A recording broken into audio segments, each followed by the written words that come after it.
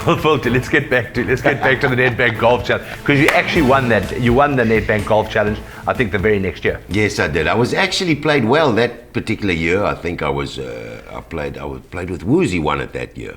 That's right. Woozy had me by one shot. He shot 66 in the first round. I shot 67. And that was the year that I made 8 on the 9th hole. It was when we had one prize only, $1 million first prize, and that was it, if you remember the very first time.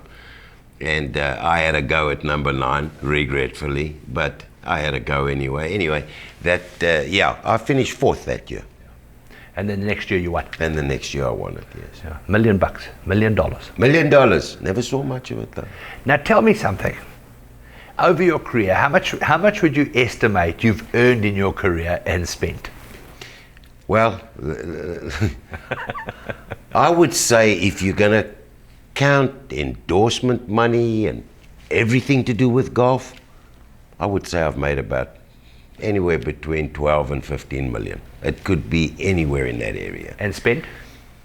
I've spent about 4 or 5 of it.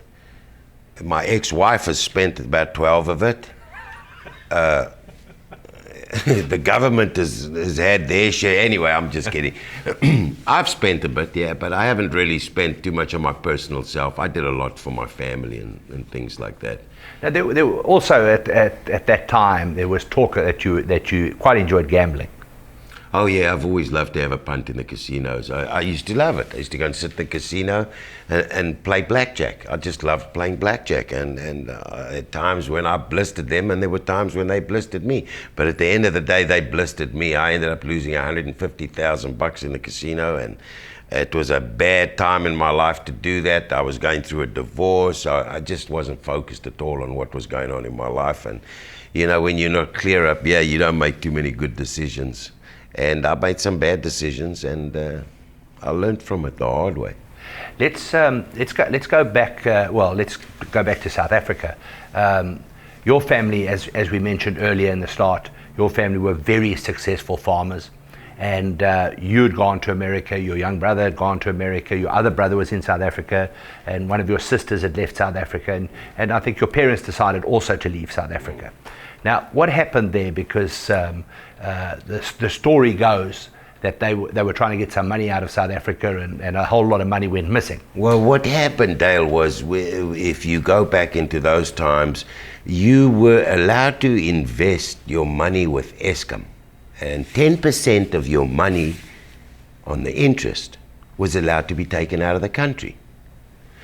This one particular guy, I'm not going to mention his name, had started a Ponzi scheme where he was taking people's money.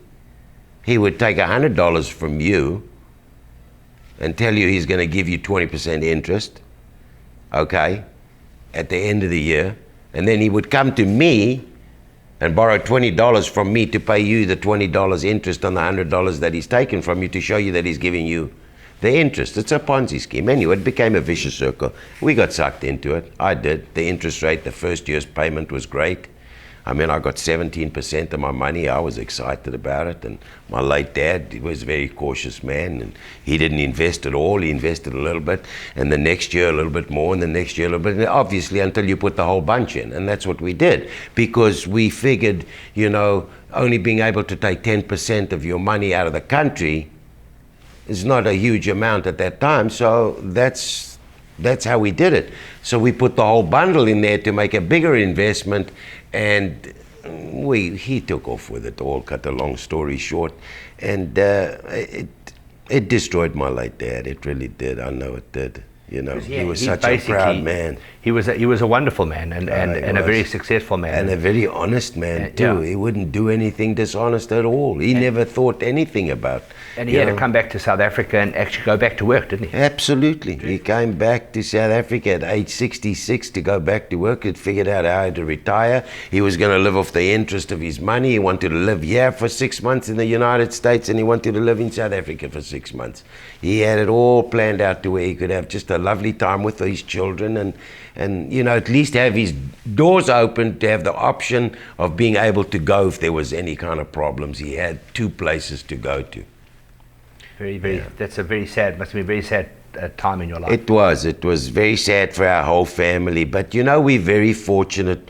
We have an incredible family. The resolve in our family, and it's just, we're very lucky that we were all pulled together, our whole family pulled together, not just my brothers and sisters, but my late dad's sisters, my mother's family, side of the family. Everybody pulled together and tried to help us out, which we, to this day, we're grateful for.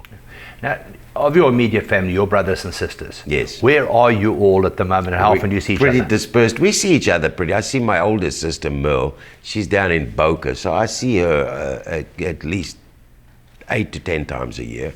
My little brother's down there. I see him as well. My brother Dumit, I don't see Dumit and my mother that often. It's so expensive for us to fly back home, you know, to be with them over there. And my mother cannot fly too much now. She's old, so it's very difficult for her to come over and be with us over here. So we don't get to see much of them. And my other sister, I don't get to see much of them in South Africa. We don't travel across back home that much.